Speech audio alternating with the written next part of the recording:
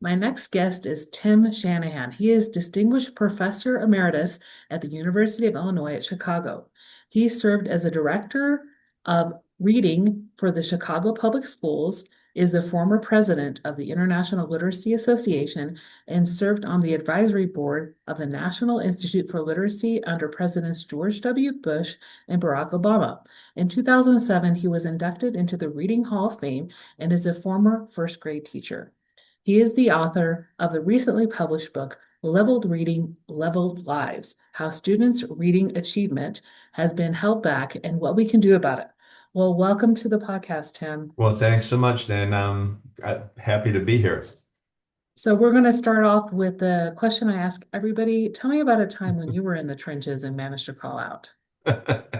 Well, probably too many times I've been in the trenches, but the one I think was probably the biggest professional challenge I ever faced is when I became the director of reading for the Chicago Public Schools. Mm. The I was hired fairly late, just before the beginning of a school year. The charge was essentially to raise reading achievement for 600 schools and 437,000 students. I accepted the job. The only thing that I really made sure of was that the directions that I would take it, the district wanted to go. I didn't want to be fighting over that. And I didn't really pay attention to anything else. And so when I Mhm. got there, I found very quickly that there was no staff, there was no budget, uh, there was really nothing in place. And so I spent the first weeks uh, coming up with a plan for hiring a full staff of literally more than 100 people, Mm. trying to figure out how they would be trained. And, I did that training myself, and so on and so forth. And so it was well, 7 days a week, 16 to 18-hour days, getting that up and running and making sure that there were training materials and everything. And that all had to come really from me. It wasn't, nothing was in place. And so it was pretty amazing how fast we were able to gear up and how many helping hands got on board and all of that. And it was really exciting, but it was also overwhelming. Mhm. Mhm. We Mhm. succeeded. Mhm. And how long were you with Chicago Public Schools? A couple Mhm. years, enough to raise reading achievement pretty markedly. Okay. So I'm here to talk about your book, but leading into that, I wanted to talk a little bit about how literacy instruction has changed in recent years, let's say the past 10 years or less, and how you see that affecting just how a lot of teachers are being trained, for example, in the science of reading. hmm Well, over the last 10 years, I would say there's sort of been a renewed interest in science of reading, and most specifically around phonics instruction and that kind of thing. And so in the early 2000s, there had been, again, a kind of a renewal of interest and emphasis on teaching decoding in the primary grades.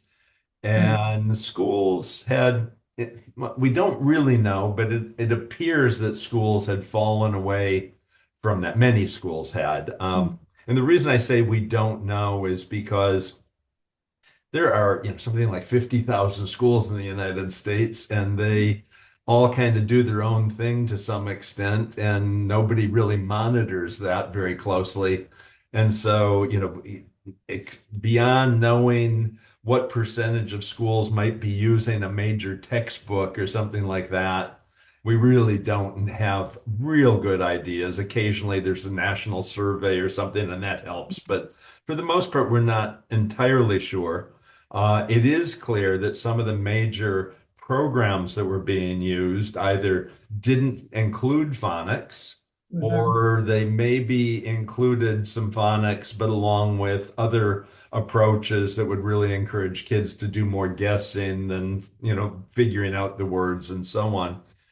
It's always possible that a school district that say buys a program that doesn't include phonics might Mm-hmm. also simultaneously buy a phonics program that they supplement it with. And so, they're actually teaching phonics. They might even be teaching it with a terrific program and doing it very well and explicitly, but it might look like, well, they're not doing any of that. Mm-hmm. So, but it is clear from just anecdotal information around the country and watching, the press coverage of it, that there were certainly plenty of schools that had really drifted away from giving much explicit phonics. And I think that has been reversed quite a bit. And in fact, to the extent that some of the folks that were really pushing for this increase in phonics are now saying, hey, maybe we've overdone it. We're seeing too much of this. And so I think it's fair to say that there's more assessment of decoding ability, there's more explicit teaching of decoding ability. Districts are probably being more certain that they have either overall programs that include substantial phonics, or they're supplementing whatever they were doing with perhaps a new program. So I think that's all to the good. That's all likely to improve things. That's on the good side of things. On the bad side of things, because of COVID, we're still dealing with the kids essentially not coming to school, parents Mm-hmm. not making sure that they're in school, and even teachers really not coming to school to the extent that they had been. And Mm-hmm. and that is a horrible force. The learning really depends on kids being there and teachers being there and people working together and that kind of thing. And it's happening a lot less than it, say, was in 10 years ago. Mm-hmm. And that to me is the most immediate challenge. We certainly have plenty of things to do to improve instruction, but making sure that there are children in schools every day, it's really important. Mm-hmm. Mm-hmm. Would you say there's also a challenge around getting enough certified teachers or even trained teacher aides to work with the small pullout groups around just the techniques from the science of reading? Yeah, there's definitely but since COVID, not only are kids not coming to school, but we've had huge number of retirements, and Hmm. it's a lot tougher.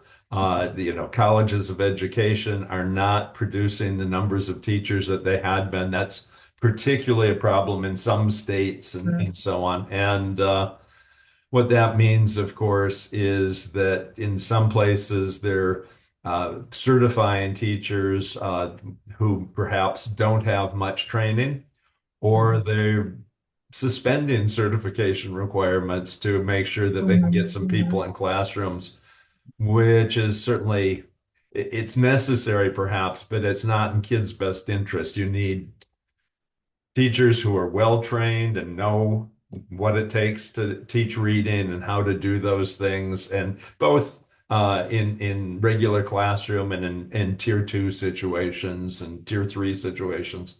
And it is a challenge right now, and there are fewer resources available.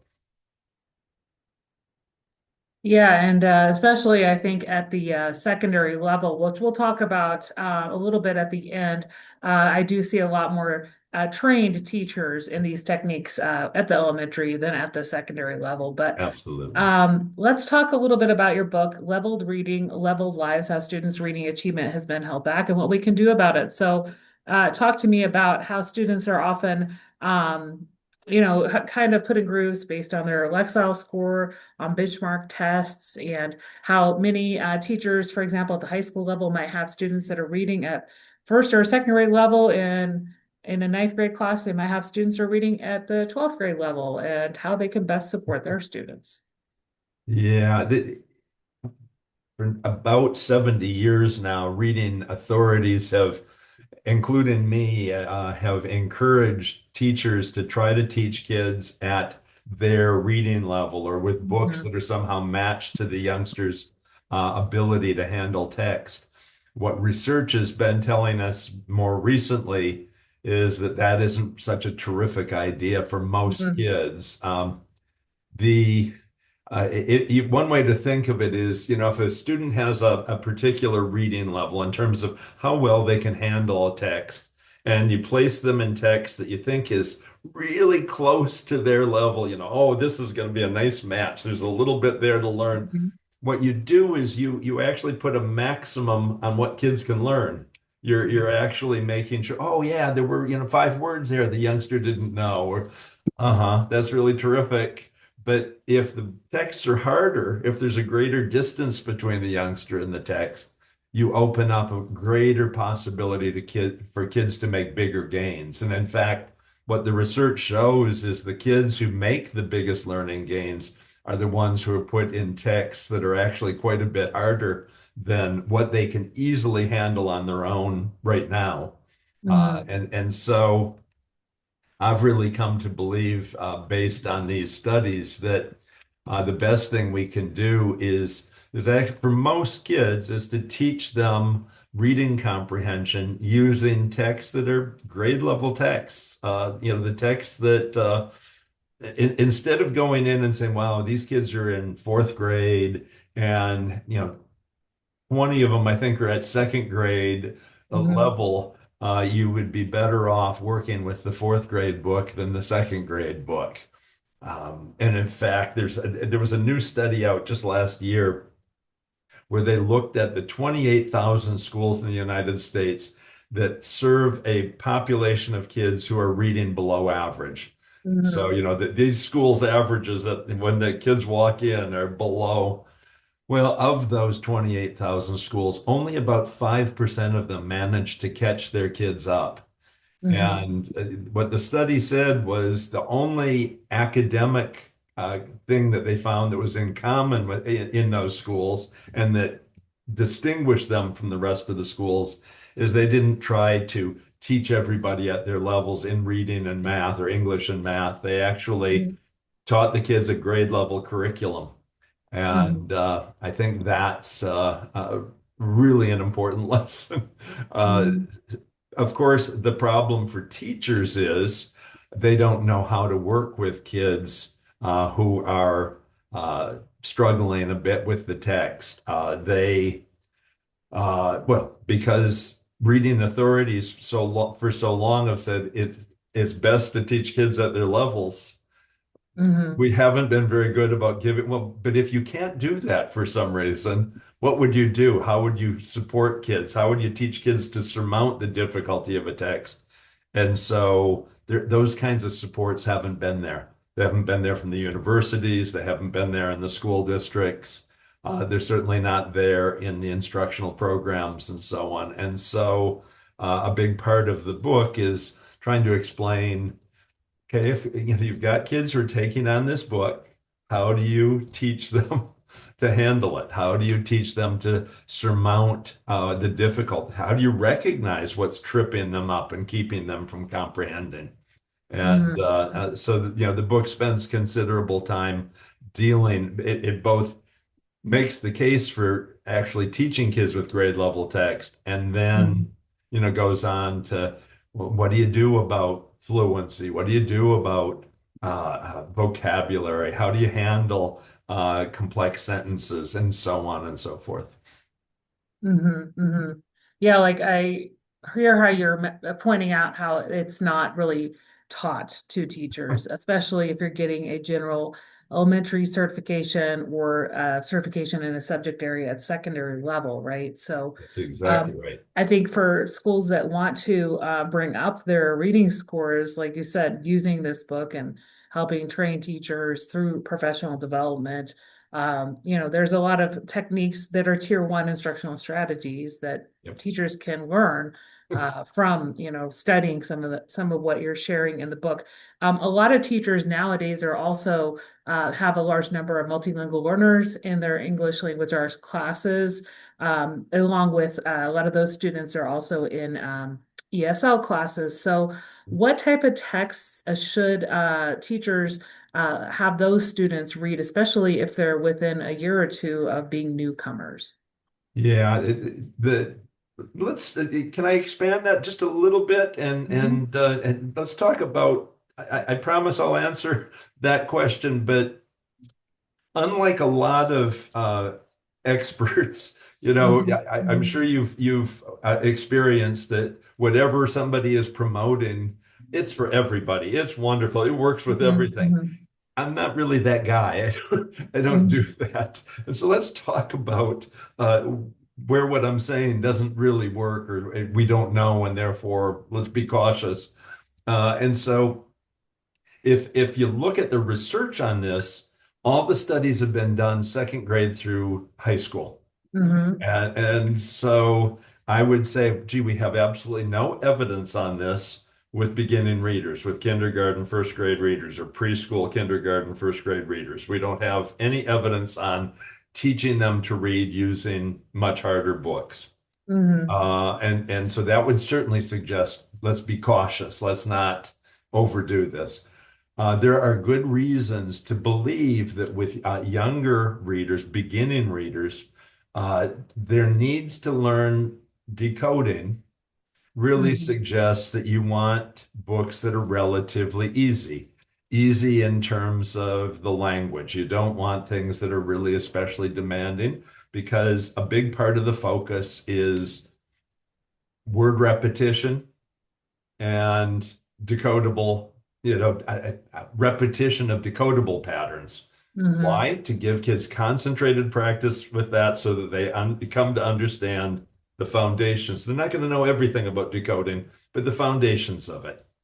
And then the studies say when those things are in place, working with a grade level text instead of dumbing it down really makes sense. So Mhm. I would say, gee, what I'm talking about with beginning readers, I would suggest that's not such a wonderful idea to try to teach everybody with grade level text. Let's work with the kinds of decodables and high repetition, controlled vocabulary kinds of readers. You Mhm. can read complex text to the kids, and I would argue that a lot of times we're not reading texts that are challenging enough or don't expose kids to enough good content or good language. We should be doing that. But when it comes to their doing the readings, I wouldn't, try to ramp up the difficulty on them. Now to turn to your question, well, wait a minute. What if you have some kid who's here and he might be low in decoding because, maybe hasn't been in school in his country or what? That's all. They would certainly be covered by what I said. But what about they're just low in language? I think of, the largest group of immigrants who come into the United States speak Spanish. I think it's like 70% of the second language kids in American schools. Okay, so it's certainly possible that they have a pretty good purchase on decoding because Spanish is such a highly decodable language. There's a much more consistency between spellings and pronunciations than there is in English and so on. But what they're going to be low in language. They're going to be low in English in a large percentage of cases. Newcomers, they often don't even have basic conversational English that would allow them to get by on the playground very well. And so I would say the same thing goes there. We don't want to just ramp difficulty up on kids who really don't even have the basics of the English language. There's only one study of this, and essentially what they found was, gee, all the kids did better with the harder text except for the newcomers, except for kids who were really low in English. And so I'll give sort of two answers on this. One is no, don't ramp up text difficulty, keep it simple. But I would also suggest that another possibility, and one that I personally used when I was teaching myself to read in another language, use two texts. Use one really simple one that the youngster is able to handle pretty quickly and pretty easily and with a lot less support, and a text that's more along the lines of what I'd give to everybody else. And that serves a couple of purposes. it gives you a sense that gives the learner a sense of making progress because they can sort of see the difference in how they're performing. Language is not necessarily learned in a nice sequential order. It's not like mathematics or some other subjects. It really, gee, if you learn some harder vocabulary and earlier vocabulary, it doesn't really hurt you at all. It doesn't mess anything up. And it also, especially for older students, gives them some sense of self-respect and that you recognize that intellectually they're 12 years old. They're not like their reading level and so on and so forth. And so you can get a much more motivated learner, a much more, yeah, somebody really, more amenable to doing the hard work that it takes to learn a second language and so on. So either do what we've been doing with them, avoiding the harder text, or do some kind of combination of harder and easier to facilitate the youngsters' learning. Yeah, I see how that would be a good way to help those students along the path of reading and, making sure that they're able to use any of that background with Spanish, for example, to decode. But also for those educators who are teaching English as a second language, if they have ideas of how maybe the language, the target language, the home language of the students, like is built, right? If it's Right. Arabic or Swahili or something like that. Like, how can they maybe transfer some of the skills, especially if they are literate in their home language? That's right. Because those help a lot, right? Even if they don't have any concept of English when they come in, a lot of those using those transferable skills help a lot. That's exactly right. And the text is one piece, the instruction's another piece. Mhm. And one of the things I would say is, and I know situations differ, and gee, if there's a classroom that has one Arabic speaking student, that's going to be very different than a classroom that has 15, Spanish speaking students and so on and so forth. Mhm. The fact is, one of the things that teachers can do is allow kids or facilitate kids using their own language to do things like talk about the English language text that they're trying to read. And so let's say you have a group, I don't care what language background, but you have two or more kids speaking that language in the classroom. One of the things that teachers often do is we'll have kids read maybe a page or two and then answer questions. Uh, with English speakers, you launch right in on that. As soon as they're done reading, let me ask my questions and you guys answer them. But when you're dealing with youngsters at pretty much any level who are coming to English as a second language, the idea of why don't you, after they read it, allow them to discuss with their peers what they just read in their home language? And now have them answer your questions, English language questions.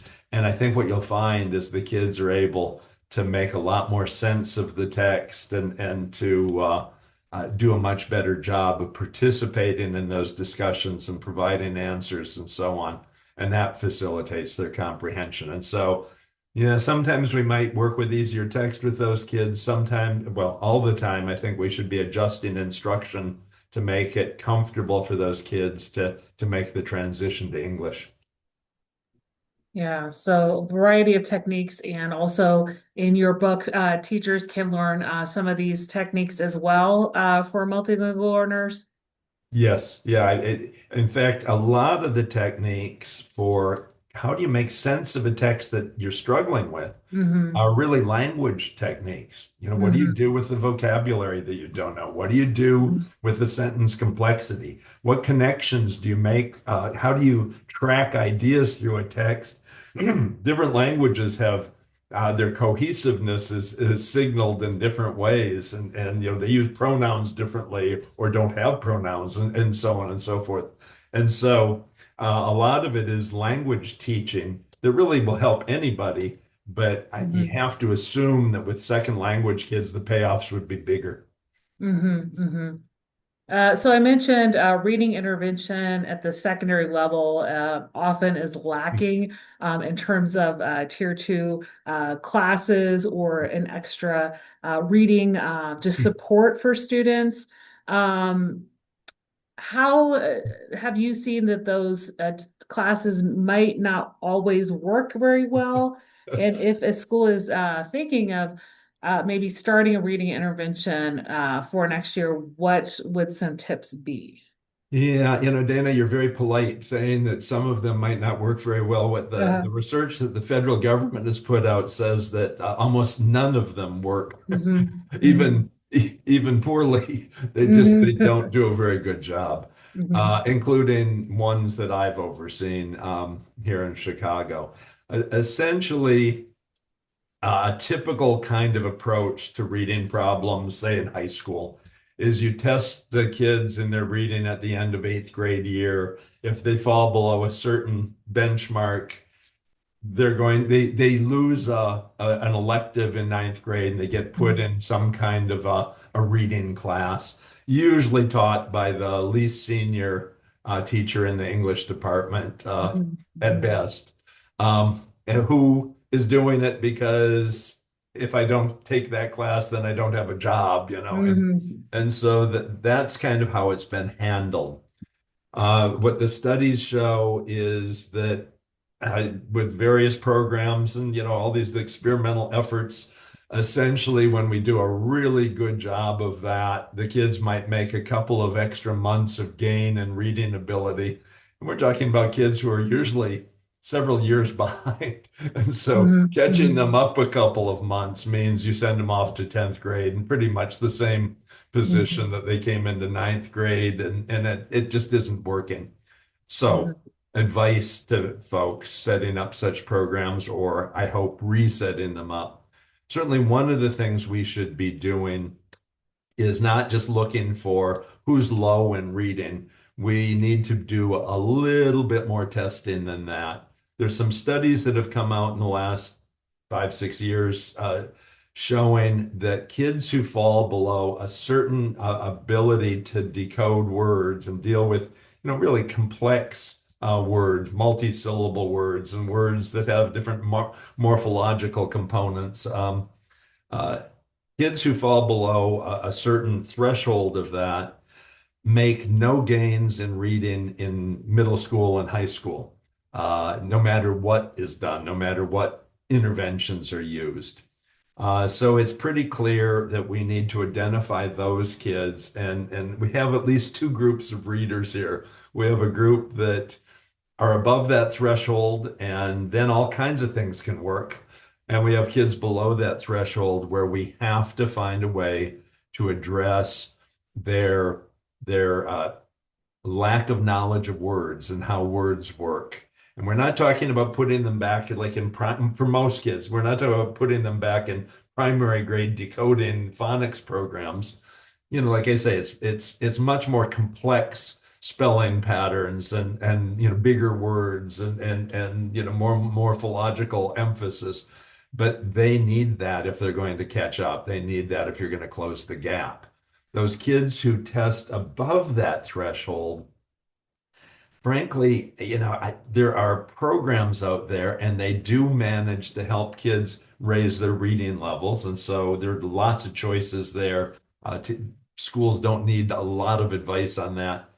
But I've got to say, one of the things that I've had real success with when, helping schools is getting folks to turn those intervention programs to not just be general reading programs, but programs aimed at teaching kids to handle the texts in their actual classrooms. And so, gee, what if you coordinate that intervention with the social studies class or with the science class or with the English class? And what you do is you teach kids how to read the actual text that they have to read in their classroom to work on that vocabulary and so on. And if it's coordinated appropriately, if they can get ahead of those classes, what that means is those boys and girls who, even though that they don't read as well as their peers, are actually able to fully participate and do those things. They get essentially a double shot at working with those texts one with the intervention teacher and one with the classroom teacher. And motivationally, that does great things for kids. I know a middle school in Montana that I had given that advice to. They recently sent me their scores, and it was the first time they'd ever seen their intervention have this huge impact that these kids were doing, had made, huge gains. But it wasn't by working with some package or just some general reading strategies. It was, what if we teach the kids actually to read the books that they need to read to succeed in their scheduled classes? And so I would suggest if the kids have sufficient decoding ability to do that, it's really smart to go that way. Yeah, I see the value in that as well for the kids who, using that extra time to help them read and understand the texts so they can participate in their regular social studies or English class. But it's also, I think, uh, somewhat a challenge for those teachers when they get a list of students to be able to know who has fallen below that threshold and who's above the threshold, especially as you said, a lot of them aren't trained in, Yeah, and that can't be the up to the individual teacher. yeah. That has to be a school or a school district commitment that, Mhm. we're going to use whatever test they use now to determine, who's above and below their cut point. But Mhm. then for those kids, testing them, giving them another test to find out, are these kids who can come up to that threshold? Mhm. And if they're not, we have to give them a different kind of an intervention than we would give to everybody else. Mhm. It's so stark. The difference is so stark that frankly, it's the kid's only chance of succeeding is if we find a way to address that special need that they have. Mhm. Mhm. Well, we've had a great conversation today around your experience working with districts, just some changes to literacy instruction in recent years, and how your book can support those who are working with struggling readers. Out of everything we've talked about, what's one thing you'd like listeners to remember? I think our tendency has been to protect our children. I Mhm. think that's one of the reasons why this idea of teaching kids at an instructional level or at, how do you match kids and books? Uh, if you look at what happens in a lot of classrooms, not just in reading classes, but in the content classes, teachers tend to do one of four things when a text proves to be really hard for kids. One is the one that reading educators have promoted. Find an easier book. Put them in, Mhm. we're not going to have that youngster in a fifth grade book or a seventh grade book. We're going to have them, we'll put them in a third grade book, which of Mhm. course raises the problem. When do you ever get to the seventh grade one and so on? A second one, teachers sometimes read the text to the kids, or these days they use, Audible or these other, kinds of services where the books are read to the kids. They don't have to do the reading themselves, which Mhm. certainly exposes the kids to the content, but does nothing to make them better readers. Mhm. Another one is a lot of, especially in content classes, the teachers just give up on the text altogether. The textbooks are there, the kids can read them if they want to, and they don't. Mhm. But the teachers essentially tell the kids what they need to get from the books, what's going to be on the test, and so on. Which again, you can get information that way, but it doesn't make it possible for the kids to then handle a science book or a history book or a piece of literature. And Mhm. of course, just ignoring the problem. Oh yeah, I'll use grade level text, and if some of my kids can't handle it, too bad for them. None of those approaches actually makes kids better readers. They don't make kids independent. And so the trick isn't to just throw kids in hard books. You've got to put them in those grade level books, and then you have to make sure that the kids succeed with those books without telling them what the books say or without having somebody read it to them. And that is what I would encourage teachers to think about. We're trying to not just get information to kids. We want them to get that information, but we want them to get that through their own reading efforts. And Mhm. we can do all kinds of things to help kids to make sense of text in that way. And as we Mhm. do that, what you're going to find is they get better at it. Mhm. Mhm. Yeah, I really see your point, how like they are making it easier, right? They're not having the kids read through the They're textbook. protecting them. They love, Yeah. and it's wonderful. It's so good to care for kids like that. But they're avoiding the problem rather than teaching kids how to surmount the problem, Hmm. Hmm. which is leaving the kids exposed. Yeah, yeah. Well, where can people connect with you and find you online?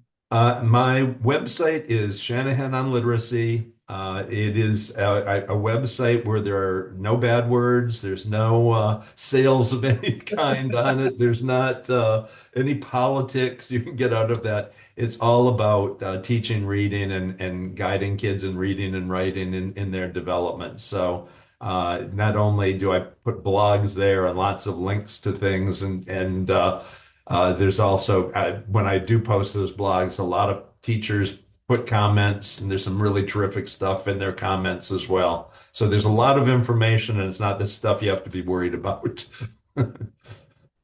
And you're also on social media. I'm on Facebook and X and Threads and Blue Sky and LinkedIn.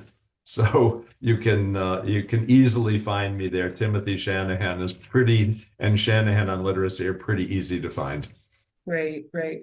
Well, it was a pleasure having you on the Out of the Trenches podcast today, talking about reading and how to help our students really achieve to their highest potential. Thank you so much. Thank you so much, Dana, for having me. I hope this is useful to somebody.